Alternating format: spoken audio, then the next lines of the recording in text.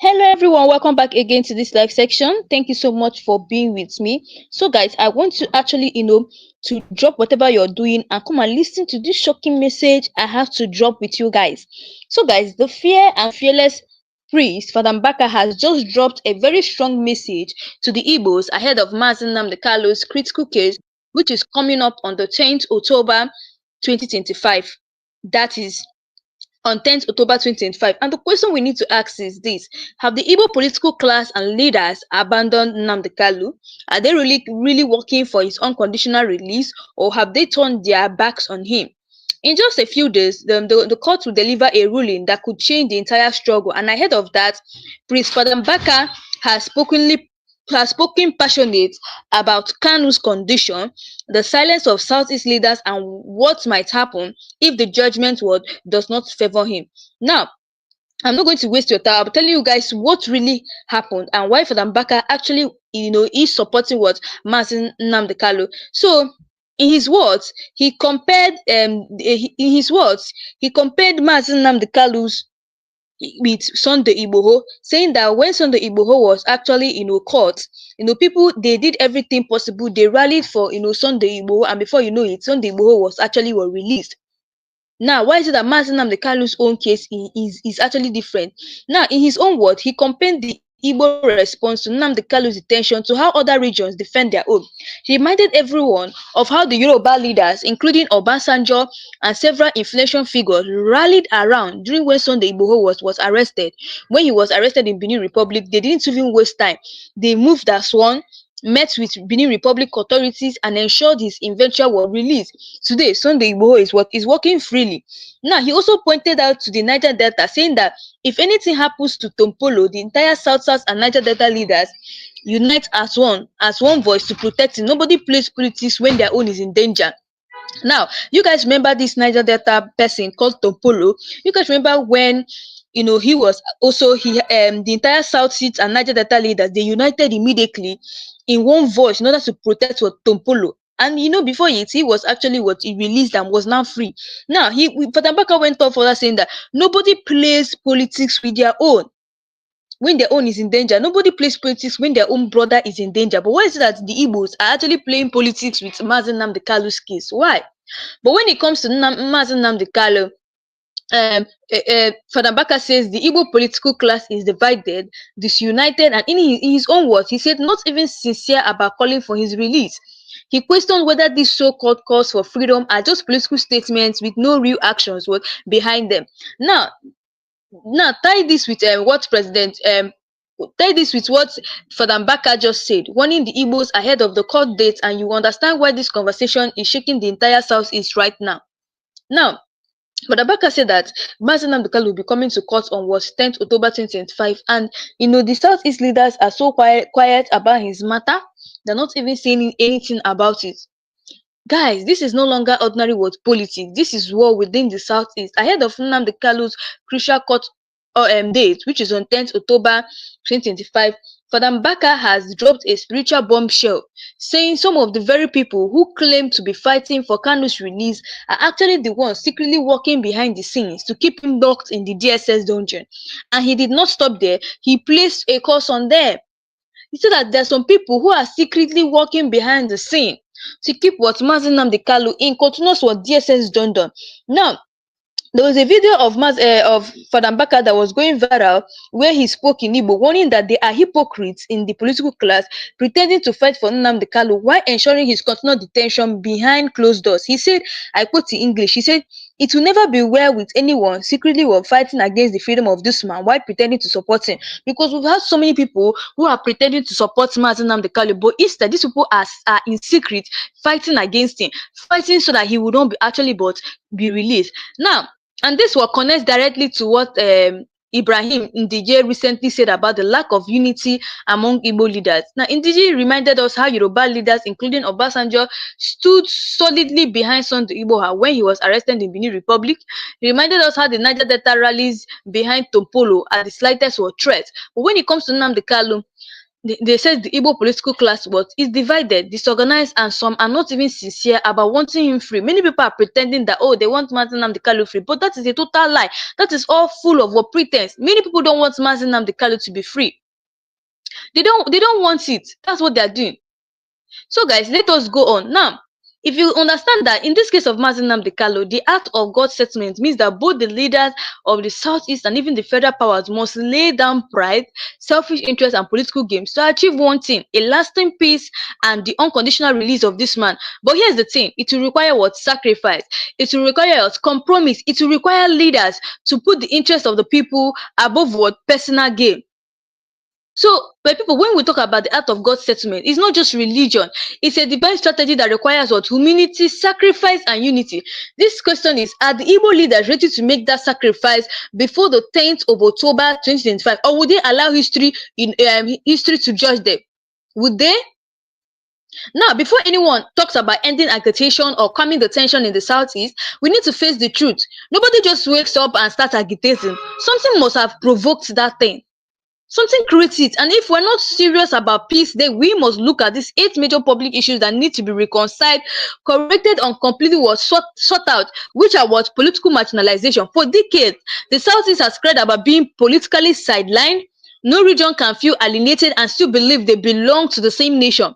Economic injustice. Resources are generated from the Southeast, yet the people feel no fair return. Economic neglect is one of the fastest triggers of what? Agitation. Security was brutality. Python dance, random arrests, and military crackdowns have left deep scars. When people feel targeted, agitation becomes what? A natural defense. Now, lack of true federalism. Centralized power breeds resentment. Restructuring or giving states more control could end a lot of the anger. Cultural or suppression. When people feel their identity is being erased or ignored, agitation becomes a way to preserve it. Injustice in Nnamdi Kanu's case. Keeping one man in detention for years without resolving his case is not just about him, it's about what it symbolizes to millions. Now, neglect of dialogue. Every time the people call for dialogue, it's ignored or politicalized. Refusing to talk only increases what? The noise of agitation. So before someone starts to agitate, something must have what? Provoked it. Especially this Igbo marginalization of things, it must have provoked that agitation. Now, hypocrisy among leaders. People see through leaders who pretend in public but work against freedom in private. That betrayal fuels what? More agitation. It fuels more agitation that, like, people will see through leaders who pretend in public but work against freedom in private. That betrayal what? It fuels what? Agitation. If these 8 things are not addressed, no amount of force will kill the agitation. The act of God's settlement is about identifying these wounds and making the sacrifice to heal them. This is why Father Mbaka said sacrifice and compromise must be made, because peace does not come by force. It comes by what? Settlement. It comes by what? Settlement. That's one thing people don't. They just like Father Mbaka said that we've come to a time whereby the Southeast leaders, they don't care about Mazi Nnamdi Kanu again. Just like the time when Sunday Igboha was actually in his own deep crisis, and now before you know it, they did everything possible, and he was released. They went to the Benin Republic authorities, and immediately Sunday Igboha was released, and he was now walking freely again. So why is Mazi Nnamdi Kanu, talking about why is Mazi Nnamdi Kanu's own different? Why are the Southeast leaders not doing anything about it? My people, before we even talk about ending this agitation in the Southeast or even the release of Mazi Nnamdi Kanu, let us tell ourselves the truth. Nobody just wakes up one morning and starts agitating. There must be something that provokes them to do it, something that pushes people to say enough is enough. And that's why, I want to break down for you guys the 8 critical public issues that must be reconsidered, corrected, or what completely resolved if we're ever going to settle this agitation once and for all. Because the act of God's settlement teaches us that peace does not come by force; it comes by addressing wounds and making sacrifice. So for so many decades now, the Southeast has cried of being politically sidelined. When a region feels excluded from leadership and decision making, unity becomes impossible. Until that political imbalance is addressed, agitation will always have fuel. Economic injustice. Economic resources flow from the Southeast, yet the people see little to no return. Economic neglect and underdevelopment create resentment. People will always fight for survival when they feel robbed. Security brutality, python dance, military invasions, and constant harassment have left what deep scars. When people feel haunted in their own land, agitation becomes a shield and a voice. Now, lack of true federalism, everything is controlled from the center. States have no real power. If we don't restructure and allow regions to control their resources and destiny, agitation will never die. Cultural suppression, when people feel their culture and identity are being erased or ignored, agitation becomes a way to defend their heritage. Especially when people feel that, oh, our heritage are being erased, though they want to erase it or they're being ignored. Before you know it, agitation what now is the only way they can defend their heritage. Now, injustice in Nnamdi Kanu's case, keeping one man locked up for years without fair trial, it's not just about him. It sends a message to millions that voice and rights does not matter. That injustice alone can ignite to a generation of agitation, like generations of agitation. People will keep what? Agitating for freedom.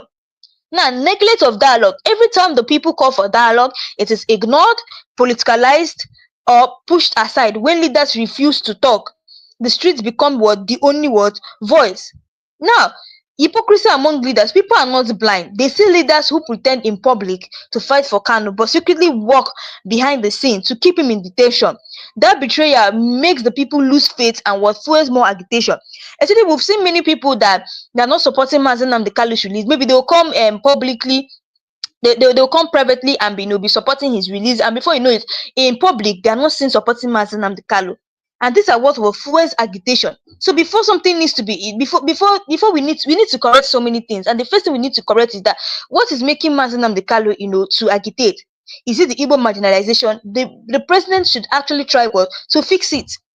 That is why Act of God settlement is so important. It's not just about politics, it's about sacrifice, compromise, and healing. Until these 8 issues are addressed sincerely, no amount of force would what silence agitation. True peace what comes from justice. So that is what Father Mbaka is actually saying. That it's not just about politics; it's about what sacrifice. Are the people ready to sacrifice for Mazen Nnamdi Kanu on 10th October 2025? Or are they just going to keep doing what they're doing? They'll come private and support him, and when they go in public, they're not supporting him again. That is what Father Mbaka is saying. So let's go on. Now, the unequal development was projects. Most major federal projects keep the southeast who are left uncompleted. When people see highways, rail lines, and industries everywhere else, but their region, it creates a feeling of what? Second-class citizenship. Now, okay, someone in the comment section is asking me, who is Nnamdi Kanu? Nnamdi Kanu is the leader of the indigenous people of Biafra, the one who is agitating for the freedom of the Igbos, because the Igbos have really suffered for a very long time ago. They have silenced the Igbos in so many things. You can never see an Igbo man, become president in Nigeria. So that is the reason he's actually was agitating for the release of the Igbos. Is agitating that Igbos should have their own nation, which is called what? Biafra nation. So he is the leader of the indigenous people of Biafra. So that is who Mazen Nnamdi Kanu is. So let us go on the reason why Mazen Nnamdi Kanu actually wants to, the agitation. The reason why Mazen Nnamdi Kanu is agitating, is agitating all these things so that Biafrans will have their own nation. On equal development projects, I have seen countless times whereby I think it was Senator Abaribe. He came out and was saying that these people are only whenever they are giving budget, they are always sidelining the East. A time came when Senator Abaribe confronted them in the House of Senate, and they said that they didn't know. I think it was an omission, and Abaribe told them that is not an omission. You guys purposely did it. Why is it that the Southeast are not always giving their budget? When they are giving budget to other states, they will just sideline the Igbos, as if the Igbos they treat the Igbos like what? Second-class citizens, which is not done. And that's why you see, this is what fuels the agitation for Biafra. Now that's why Mazen Nnamdi Kanu is fighting. It doesn't matter Nnamdi Kanu is fighting for the Biafrans to have their own nation. Now, this is many points I'm going to be telling you guys on the reason why he's fighting for Biafra's release. On equal development projects, most major federal projects keep the southeast or are left uncompleted. When people see highways, rail lines, and industries everywhere else, but their region, but they don't see it in their region, it creates a feeling of second-class citizenship, just like I told you guys.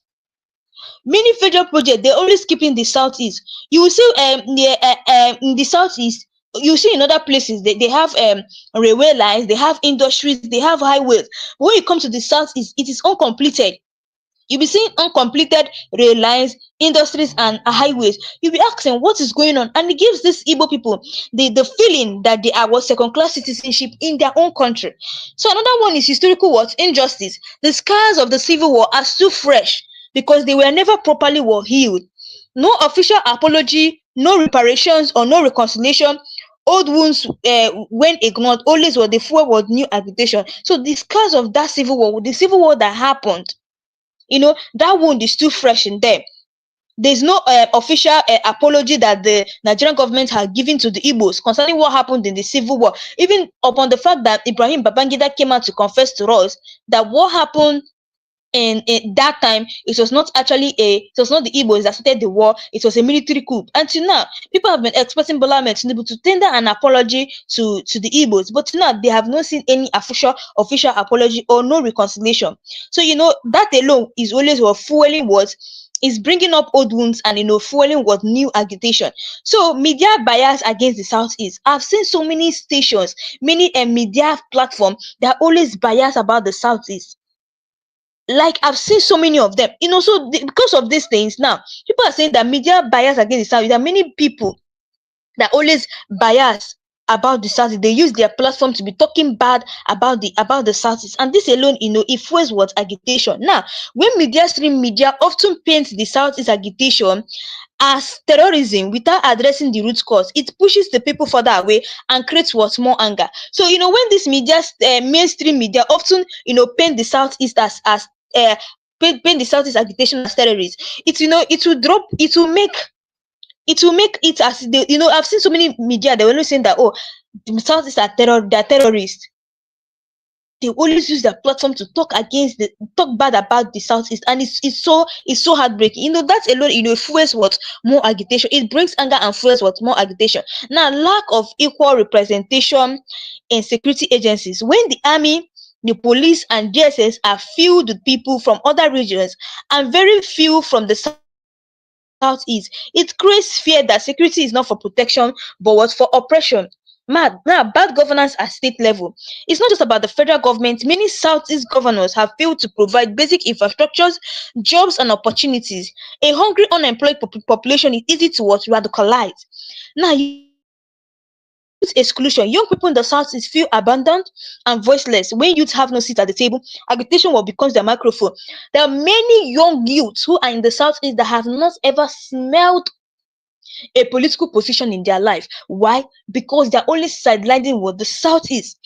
You see a northern man, he will come out and beat his chest and say that a southeast person cannot become the president of Nigeria because they feel that the 1999 constitution is working in their favor. And that's the reason why Nnamdi Kanu said, you see that 1999 constitution, it must be rechanged, it must be what rewritten.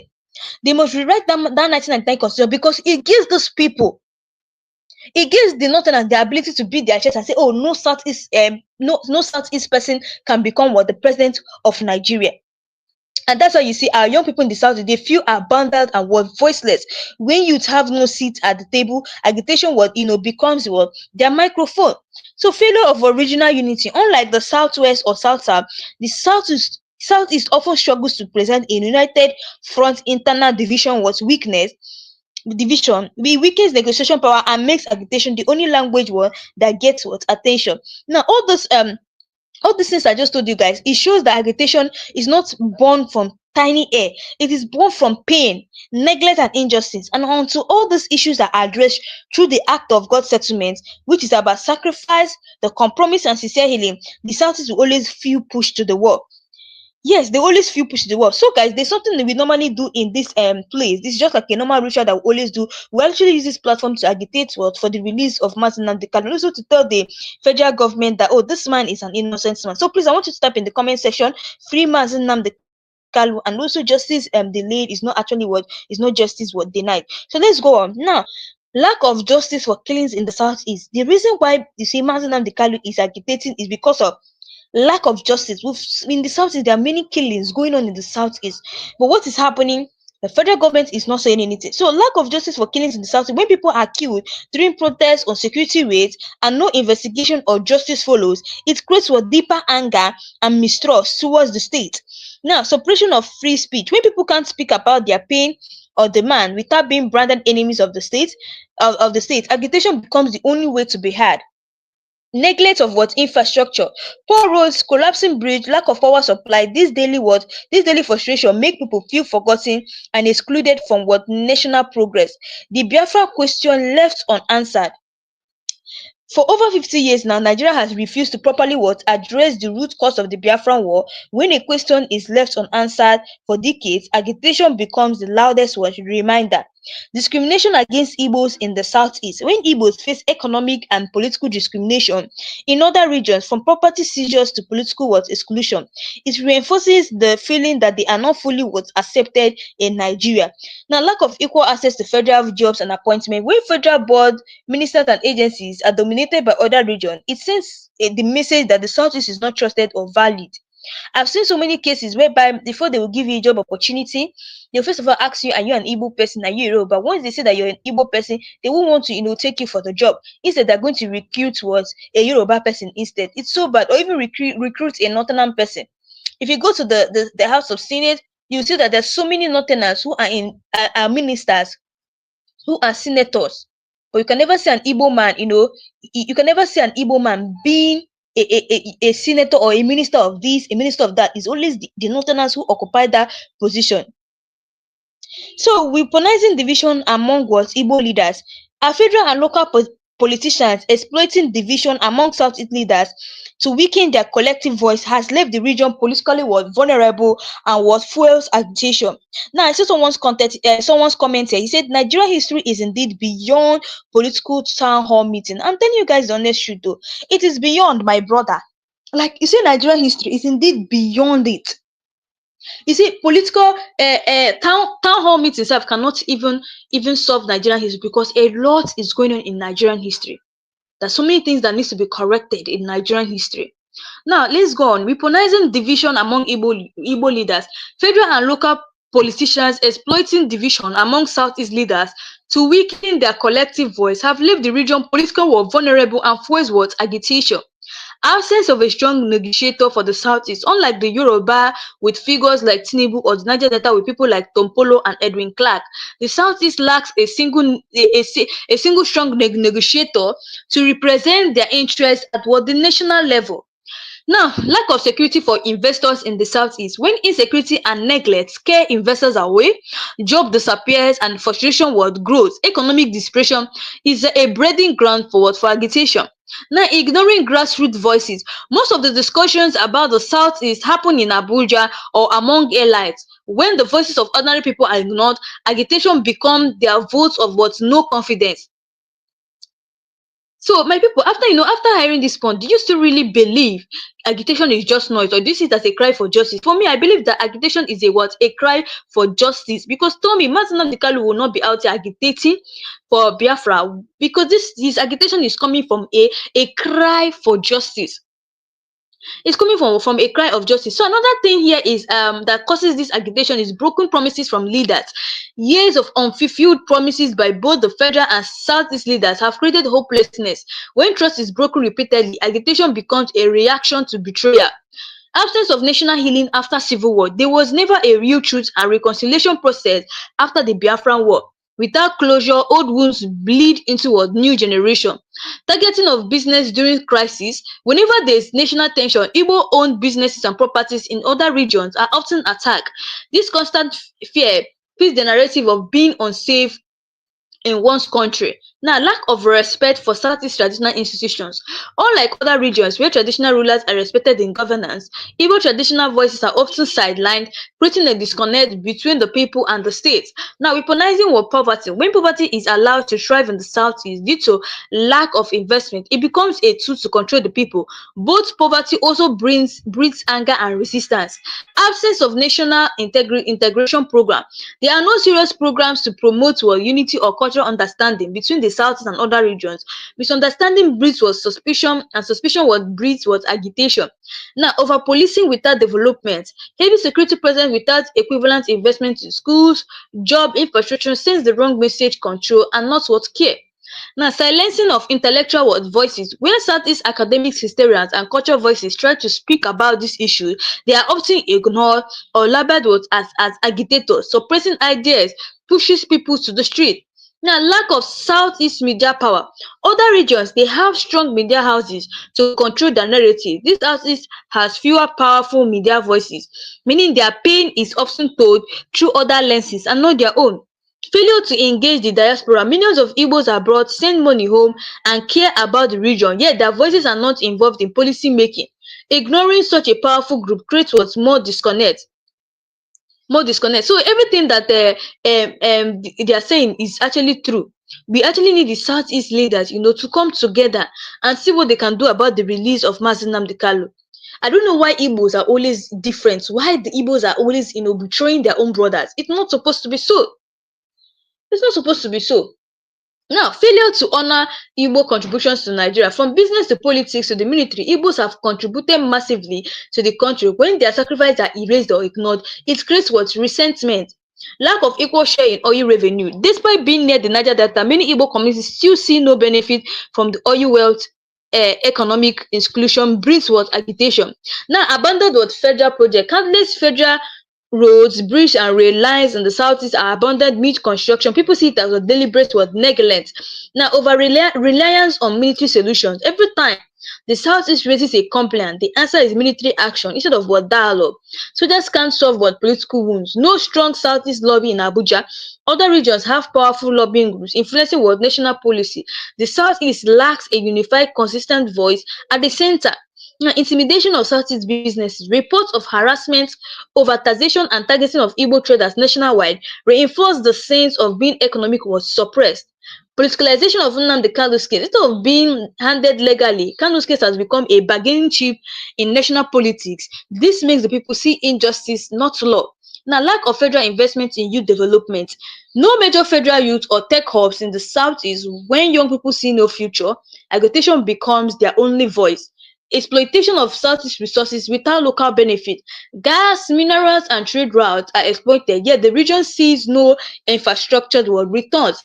This economic injustice drives anger. Disruption of traditional market system. Markets are the lifeline of the Southeast economy. When policies or insecurity affect them, it hits the heart of the people. It hit the heart of people's survival and what speaks agitation. Just like I told you guys, there are many things that will provoke agitation.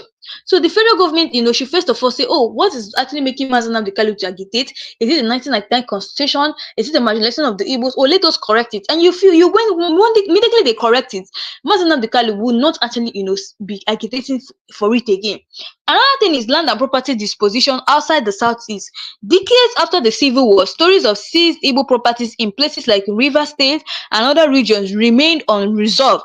That pain passes from one generation to another and fuels what distrust. Now, over centralization of power in Abuja, the Southeast feels too far removed from decision making because all power sits in the capital. When regions don't control their destiny, agitation what grows naturally. Now, ignoring Southeast security concerns, even when insecurity rises in the Southeast, the federal response often seems slow unless it's about clamping down on agitators. This selective concern creates what? Resentment. Federal character policing abuse. The federal character principle meant to ensure equal representation is often bypassed, leaving the Southeast underrepresented in key national position. Now, lack of national acknowledgement of Igbo losses. Millions died during the Civil War, yet there's no national day of remembrance, apology, or healing process. Silence over such trauma creates generational agitation.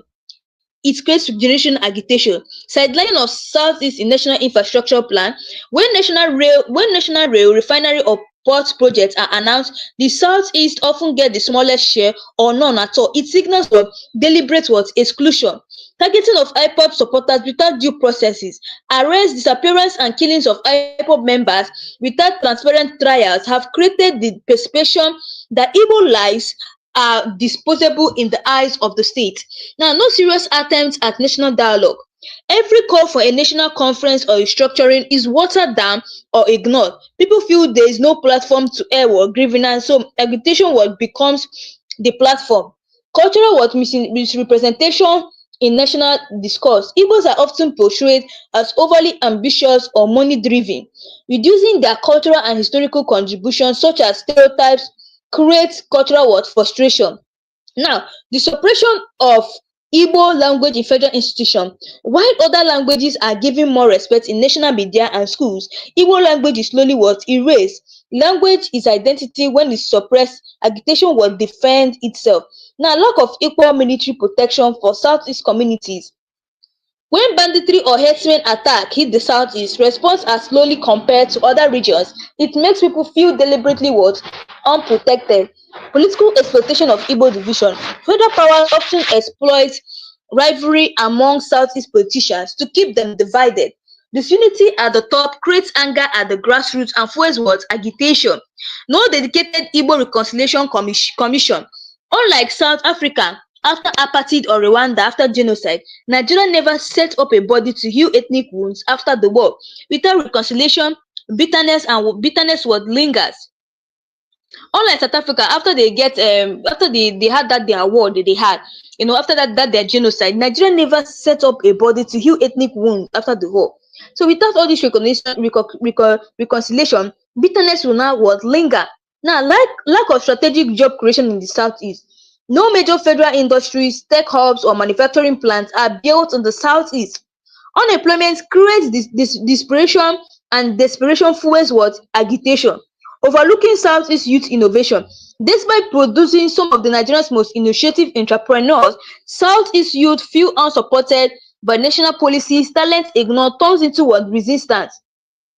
So that is it. So, all these things, it fuels what? Agitation. Imagine sidelighting the Southeast, you don't do anything for the youth, you're not bringing any industries for the youth. Like, it brings bitterness and people start, overreacting.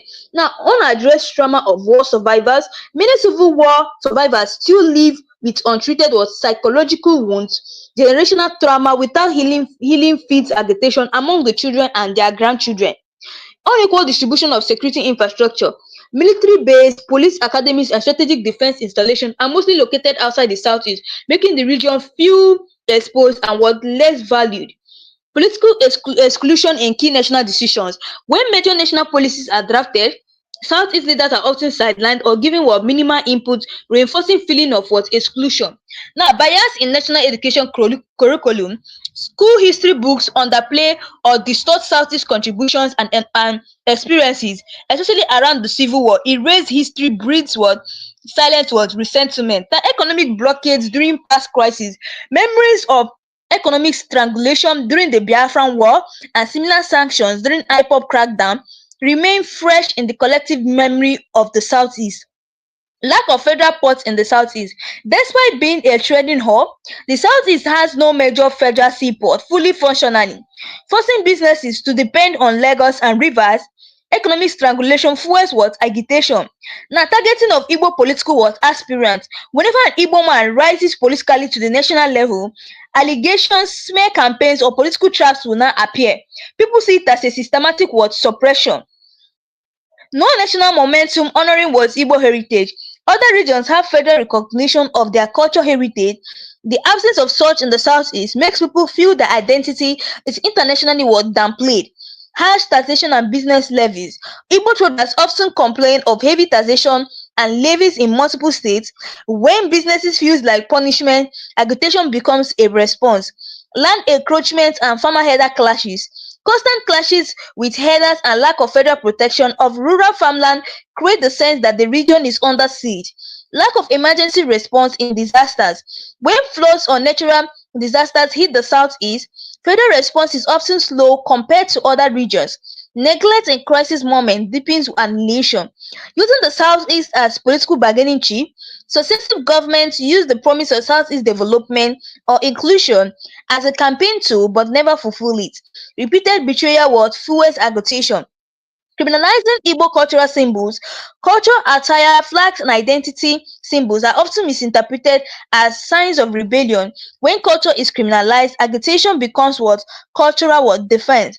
Unequal access to national loans and grants. Southeast businesses often complain of being marginalized in federal finance programs. Economic exclusion breeds what resistance. Absence of a federal peace commission for Southeast. Unlike other companies, do no dedicated federal body exists to constantly what engage and heal Southeast tension. Silence is seen as deliberate. Just like they said there, they said unequal access to national loans and grants. I remember when there was this loan that was actually were given to students there. They said it was NEN fund. I think so. Yeah, NEN fund. It was actually what given to students then. I found out that the Southeast never, partook in this loan, but the Netherlands were actually partaking in the loans. In fact, in the loan, they were definitely giving it to their students to pay school fees. But guess what? Southeast never, collected or even collected anything from that particular loan app. So that is what I tell you guys. This is how the Southeast are always suffering. Now, I tell you guys that there are so many things, that fuel agitation. When you check all the things that the Nigerian government are doing to the South, the South is it's enough, to even call, it is enough to fuel what agitation. Now, abandoned properties policy, the abandoned property saga after the civil war still haunts many Igbo families when justice is never served for lost homes and wealth resentment grows what generational after what generation. Now, exclusion from key oil and gas license. Despite being close to the oil belt, Southeast investors are often cut off from key exploration license. Economic exclusion reinforces what marginalization. Selective justice system. When people see politicians and criminals you know, from other regions escape justice, while Southeast activists face hard punishment, it creates a sense of targeted oppression.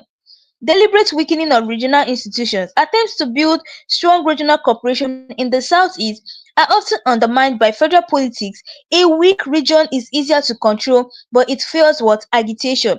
Now, stigmatization of Igbo agitation. Any southeast demand is quickly labeled secessionalist, while other regions' demands are treated as dialogue. This double standard increases what anger. Underrepresentation in armed forces leadership. Very few Southeast officers rise to the top level of the Army, the Navy, or Air Force. Lack of trust in the region to hold such positions deepens feelings of what exclusion. Now, lack of federal university investment. Federal universities in the Southeast often get less funding and slower development compared to other regions. Education inequality creates more frustration. No federal industry hub in the Southeast. Despite being the heart of trade and commerce, the Southeast lacks a federal industrial hub. This lack of economic empowerment what feeds agitation. Disruption of Igbo apprenticeship system. Policies and crackdowns that hold the Igbo apprenticeship model attack the very foundation of the Southeast economy and survival, making people feel what targeted. Lack of national recognition of Igbo entrepreneurs. Despite building Nigeria's economic in many sectors, there's little national honor or recognition of Igbo business or pioneers. Erasing contributions creates silent towards anger. Politicizing Southeast elections. Heavy interference in Southeast election by outside forces makes people feel their voices doesn't matter. When votes don't count, agitation becomes what the voice. Now, lack of federal health investment. No major national medical research centers or specialist hospitals are prioritized in the Southeast. Health neglect reinforces the image of deliberate what abandonment. Now, using Nnamdi Kanu as a political pawn, delaying or manipulating his case to score political points creates anger because it's seen as using a man's life to play games with a whole region. Cultural misunderstanding between regions. Other regions often misunderstand Igbo culture of self-reliance and independence as word rebellion. Cultural ignorance fuels suspicion and tension. Absence of national healing narrative. Nigeria has never told a unified story of forgiveness, healing, and reconciliation after the war. Without a shared story, division stays alive. So just like I told you guys, please, we normally use this platform in order to agitate for the release of Mazi Nnamdi Kanu. So please, I want you to type in the comment section, free Mazi Nnamdi Kanu, and also justice denied is not what justice denied, because we normally use this platform to tell the federal government that, oh, Mazi Nnamdi Kanu is actually what an innocent man, that he should actually be released. Now let's move on. Ignoring Igbo peaceful war petitions. Over the years, peaceful letters, petitions, and calls for dialogue from Southeast groups are either ignored or dismissed. When peaceful options are shut down, agitation becomes the last resort. Lack of federal agriculture support. Despite fertile land, the Southeast gets little federal investment in modern farming. Economic neglect of the rural communities creates poverty, which feeds was agitation. Now, discrimination in national promotion appointment. Stories of Southeast professionals being bypassed for promotion in federal institutions behind the narrative of systematic was exclusion. Poor road network and isolation. Bad federal roads and lack of interstate connect makes the Southeast feel fiscally cut off. Isolation breeds what? Resentment. No memorial for Biafrans that are dead. Millions died during the civil war, but no national momentum honors their memory. When lives are forgotten, it signals their pain, but never mattered. Now, double standards in handling what? Agitation. Other regions' agitations are met with what? Negotiations. Southeast agitations are met with what? Militarization. The unfairness what? Fuels what? Anger. Lack of national inclusion in policy making. When national communities rarely include Southeast voices, policies feel imposed instead of exclusive what? Exclusion feeds what? Agitation. Now, continuous seizure of land for federal projects without a compensation. Communities lose ancestral land with little or no compensation. They see it as another form of economic or strangulation. Absence of strategic national dialogue on ethnic balance. Nigeria has never had a genuine all-inclusive discussion on ethnic coexistence since the Civil War. Avoiding that conversation allows agitation to thrive. Now, disillusionment with Nigeria. Southeast youth see no future in the current system. When a generation feels hopeless, agitation becomes the language of survival. Destruction of livelihood during military raids, security crackdown often bomb markets and destroy business without what compensation. Economic pain fuels calls for separation. Lack of cultural respect in federal media. Federal media rarely showcases Igbo tradition positively.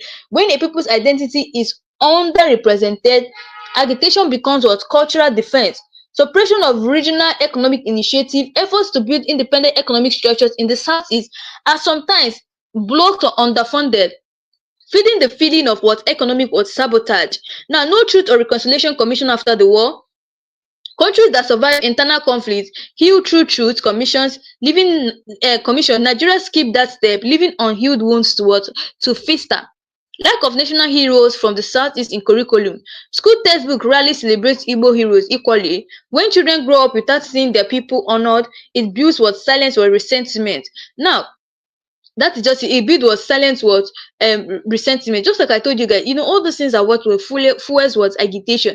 That is why you see Martin Andukali is trying his best to liberate Biafrans. Now, lack of equal access to federal grants for startups. Southeast entrepreneurs often complain of being left out of national startup funding schemes. When innovation is ignored, resentment what grows. Now, poor federal presence in rural areas.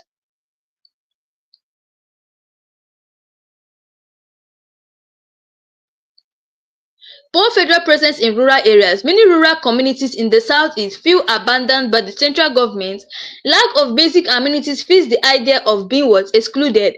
Marginalization in aviation infrastructure. Airports in the southeast, they receive less investment compared to others. Delayed projects like the Enugu Airport upgrade reinforce what? Neglect. Now, no federal recognition of Igbo cultural festival. While other regions' festival receive federal promotion, Igbo cultural events are often ignored.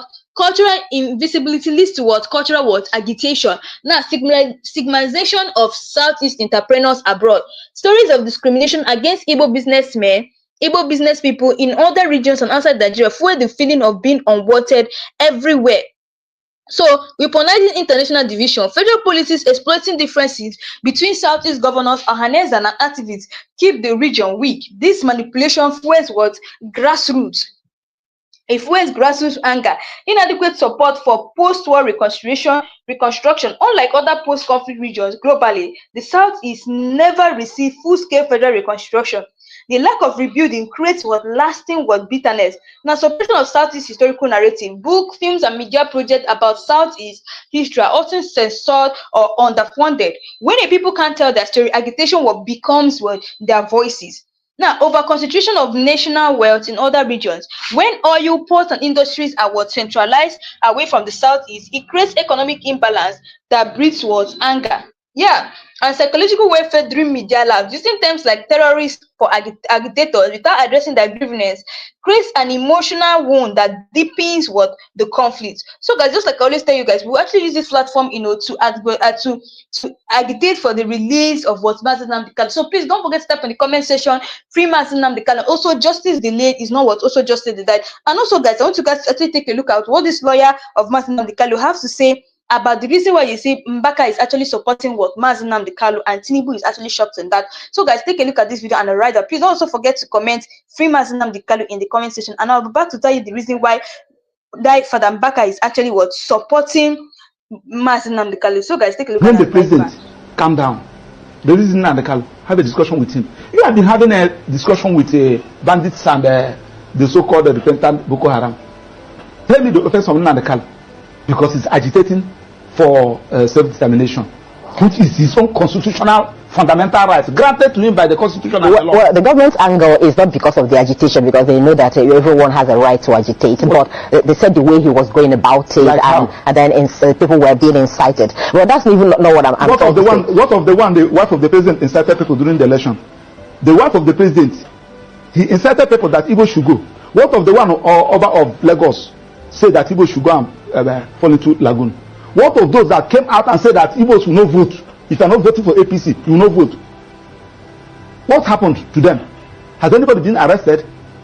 That Nnamdi Kanu said something, then you now term that thing he said as is a terrorist, is a crime of terrorism. You charge him for terrorism. His own lawful organization that is registered in almost all the whole countries in America and Europe and Asia, and you now came to Nigeria, you term it a terrorist organization. Now you are now saying that now that IPOB is being recognized in almost all the whole countries in America and Europe. So you are now saying that America, France, Germany, they are recognizing a terrorist organization because you don't want anybody to agitate. You want to suppress anybody. If you talk, kill him, suppress him, jail him.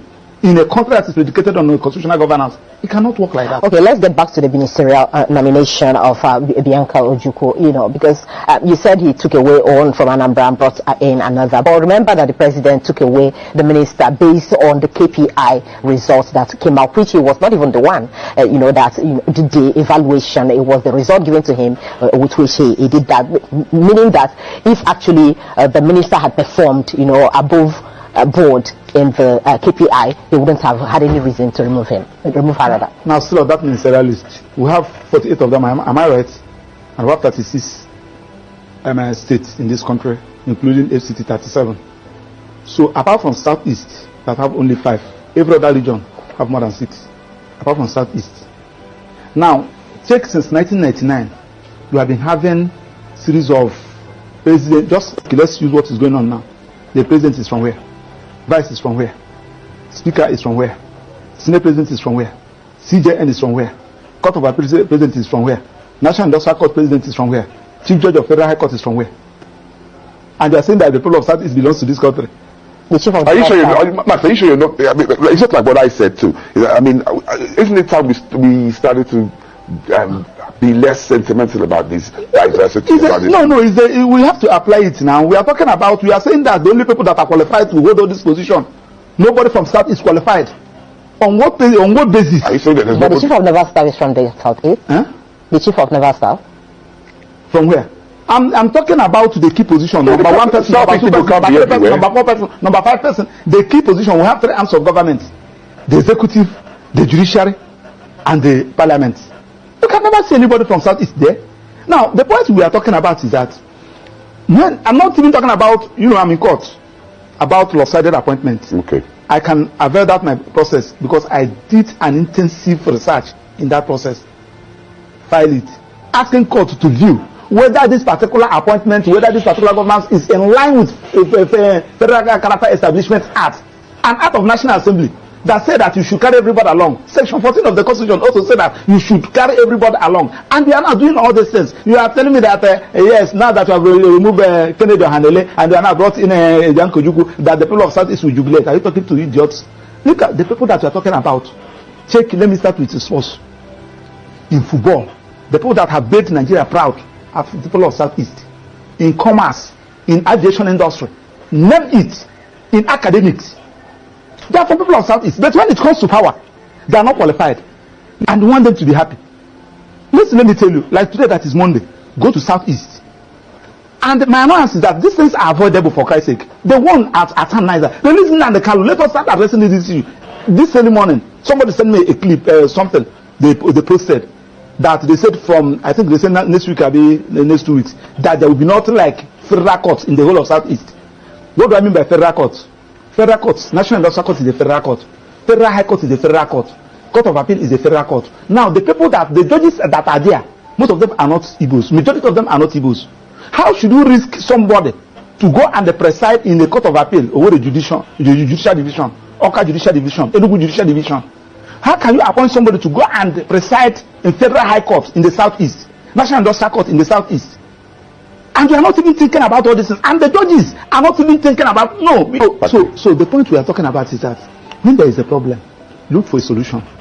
Personally, somebody like us, we're not even, I'm defending Nnamdi Kanu, one of his lawyers. So when they say so you people are not doing what you're supposed to do, the person that is calling you, don't even know him. He's using a hidden number to call you. You don't even know what they're talking about. The only thing that you went to court and you were unable to bring Nnamdi Kanu out. They're not even safe. Okay, Maxwell, let me ask you this, because from what you're saying, I've also heard IPOB many times deny, allegations of being involved in some of the killings that happen in the Southeast and some of the, the ills that we see in the society. Even the sit-at-home in question, IPOB has also claimed that he has not asked anybody to sit at home. I don't know, get my point. So the point I'm making is that from what you're saying, it would look as if what you're actually trying to say is that it's because Nnamdi is being held, that is why, the ills in the society in the Southeast has escalated. Does it have anything to do with him? That is what you're saying? You know why? Nnamdi Kanu, IPOB is his initiative. He established it, he organized it. Now, when you now kidnapped him or abducted him, and unlawfully, because the Supreme Court have said that he was unlawfully brought into this country, and you kept him incommunicado, everybody on his own. This one we kill, you said at IPOB. This one we maim, you said at IPOB. Everybody on his own. That's why I ask you the question, who is IPOB? The IPOB is Nnamdi Kanu. So Nnamdi Kanu, if Nnamdi Kanu is out, you will know who is who. Simon Ekpa will talk his own, Emma Powerful will talk his own, this one will talk his own, this one. Who is IPOB? That you are even talking. Simon Ekpa is in Finland. Emma Powerful, I don't know where he's operating from. Another person is operating from somewhere. Issuing threats. Just like the one somebody told me. I don't even know where that one is coming from. So the easiest way to do is the one that you know. Nnamdi Kanu. Then tell Attorney General, as he discontinue the charges against the president of Mieti Allah Kato, discontinue that of Showore, they are all terrorism. Tell them to discontinue that of Nnamdi Kanu, and allow Nnamdi Kanu to agitate. It is his right. I told you the other day. You see, that's where the problem is, really. The guarantee, that there will not be problems, even if Nnamdi Kanu is, because you're saying allow him to agitate, and he goes about it the way he used to, like, the government have actually feared. That may also create more problems, don't you think? Let me tell you, there are some things that you asked me the other day whether they are talking about condition giving Nnamdi Kanu. I told you one question. I say, if you give Nnamdi Kanu condition that he feel after meeting up that condition, he will still live like a human being, so be it. But when you give him condition and you are removing that made him a human being, he will tell you no. What is that made you a human being? That thing that makes you a human being is your ability to exercise your fundamental rights. And when somebody said, now I'm going to employ you here, I will be paying you $500,000 every month, but you will not talk, you will not move out, you say, do away with your job. When somebody said, I'm going to release you, but I'll cut one of their hands, say no. The agitation for self-determination is a fundamental right. And if you people fail to understand it, I can agitate that I need the Republic of Maxwell. It is my right. Anybody can agitate. I don't even need crowd to follow me. It is when you now feel that you have gotten the necessary need the necessary qualities, then so be it. It is now left for the president, who believe in democracy, who believe in government of the people by the people, to apply an initiative. What is the initiative? Release the person, start addressing all those issues that gave rise to this agitation. It has been there. Uwazirike was agitating during Obasanjo. A lot of people were agitating. So now that you have arrested, you come down Uwazirike that time, Nnamdi Kanu came up. Now that you have arrested Nnamdi Kanu, someone is there. When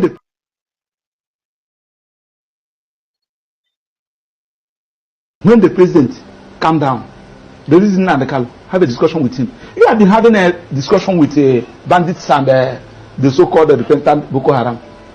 Tell me the offense of Nnamdi Kanu, because he's agitating for self-determination, which is his own constitutional fundamental rights granted to him by the constitution and the law. Well, the government's angle is not because of the agitation, because they know that everyone has a right to agitate, but they said the way he was going about it, like and then people were being incited. Well, that's even not what I'm what of the one the wife of the president incited people during the election? The wife of the president, he incited people that Igbo should go. What of the one Oba of Lagos said that Igbo should go and fall into lagoon? What of those that came out and said that Igbos will not vote? If you are not voting for APC, you will not vote.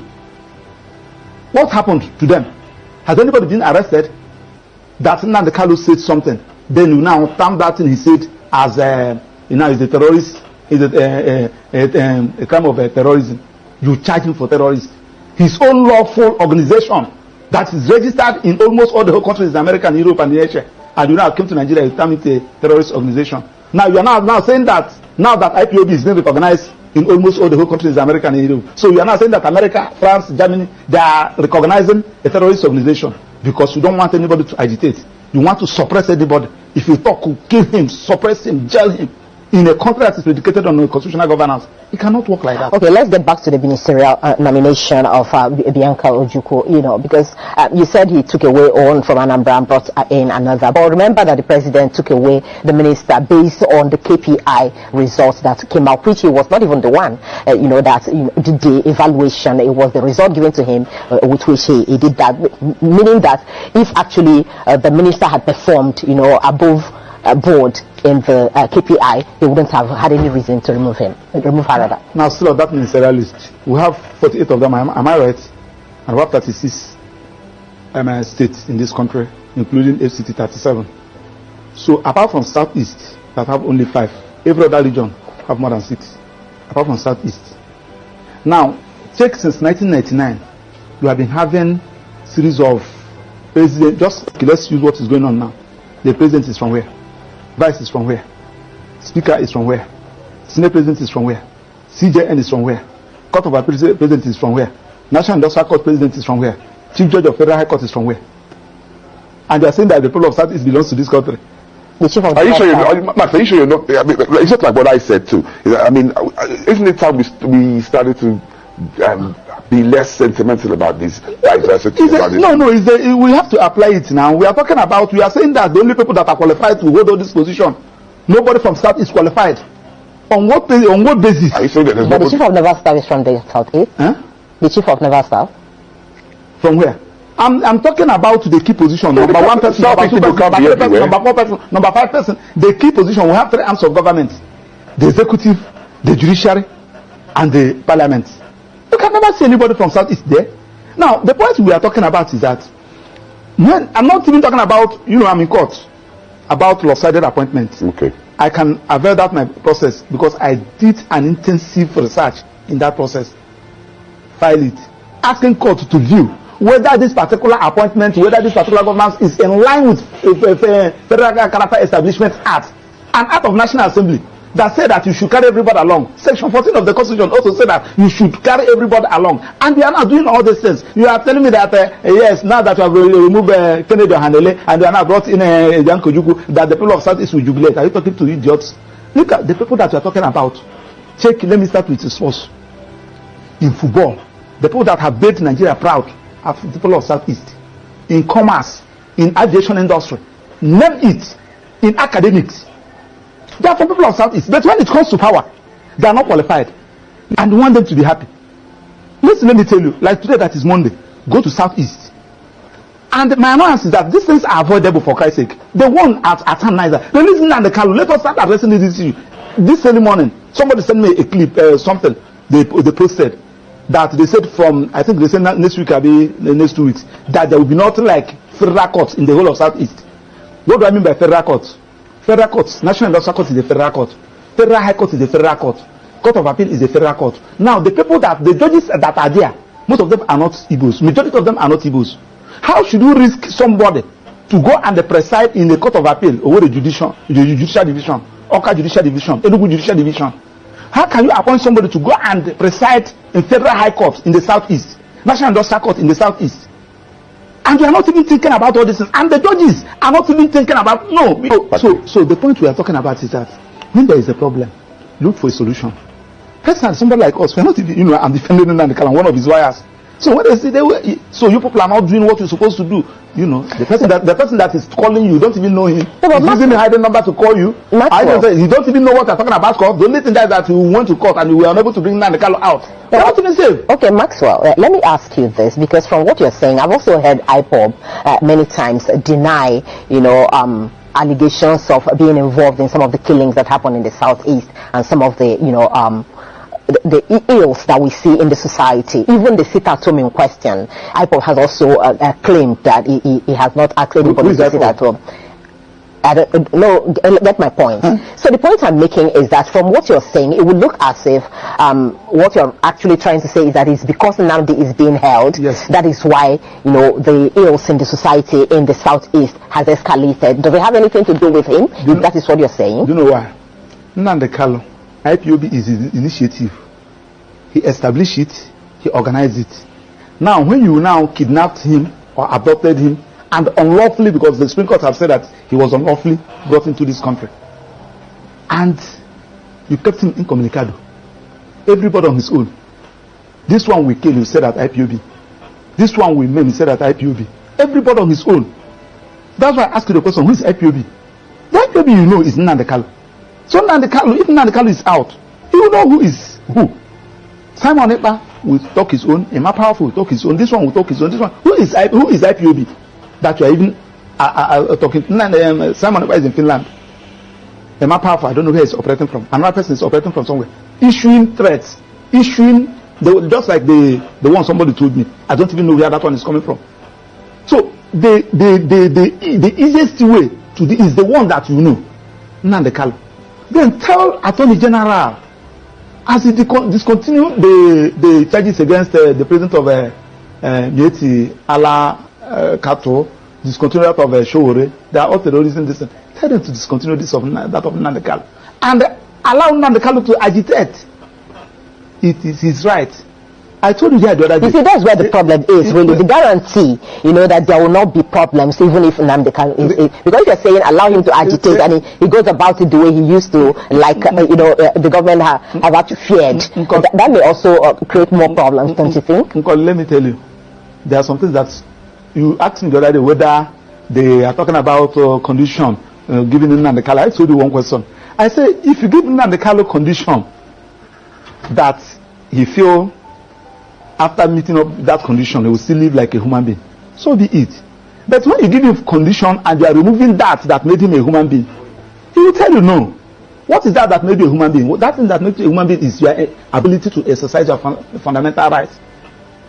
And when somebody said, now I'm going to employ you here, I will be paying you $500,000 every month, but you will not talk, you will not move out, you say, do away with your job. When somebody said, I'm going to release you, but I'll cut one of your hands, say no. The agitation for self-determination is a fundamental right. And if you people fail to understand it, I can agitate that I need the Republic of Maxwell. It is my right. Anybody can agitate. I don't even need crowd to follow me. It is when you now feel that you have gotten the necessary need the necessary qualities, then so be it. It is now left for the president, who believe in democracy, who believe in government of the people by the people, to apply your initiative. What is the initiative? Release the person. Start addressing all those issues that gave rise to this agitation. It has been there. Uwazirike was agitating during Obasanjo. A lot of people were agitating. So now that you have arrested, you come down Uwazirike that time. Nnamdi Kanu came up. Now that you have arrested Nnamdi Kanu, Simon Ekpa is there. I think this data from Ned Nwoko was telling you that even if you arrest Simon Ekpa today, another Simon Ekpa will come out. So the issue there is that address all those issues. So for you, it's not about ministerial appointment. No. That one. Okay, that one is a complete distraction. That one should not come in. Okay. After turning in now, let Bianca come and address the Igbos in Enugu. All right. So my people, you guys have listened to what he said, right? You guys have listened to what Martin Nnamdi Kanu's lawyer said. Now, just like I'm always telling you guys, there's so many things in that caused the rise for this was agitation. So many things triggered it. So many things triggered the agitation of what Biafra. Imagine that's what the many things triggered. The number one is what Igbo marginalization, and for the fact the 1999 constitution is always favoring the North. Imagine Nnamdi have told them countless time, not just one, not two, not just two, has told them countless time to please rewrite this constitution, because we all know that this constitution is you guys are just using this constitution to favor the Northerners. But guess what? They didn't even do anything about it.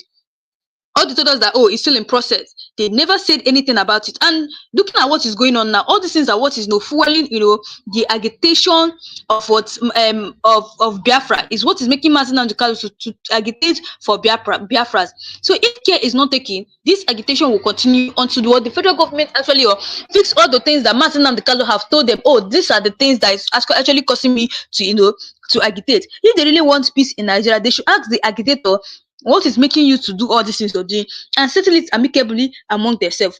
Anyway, guys, that's all we have for today. Let me know your thoughts below. And also, if you know you're new to this channel, please don't forget to click the subscribe button, like and share, turn on the notification button to be getting all the latest news in this channel. Please don't forget that this channel is where we agitate for the release of Martin Nnamdi Kanu, and also to tell the federal government that this man is innocent. So please type in the comment section, free Martin Nnamdi Kanu, and also justice delayed is not justice denied. And you guys know you'll be coming to court on the 10th of October. He'll be coming to court on the 10th of October 2025, and I'll be giving you guys latest updates and everything that will be happening in court on that 10th October. So guys, thanks for watching. I'll see you guys again in my next live section.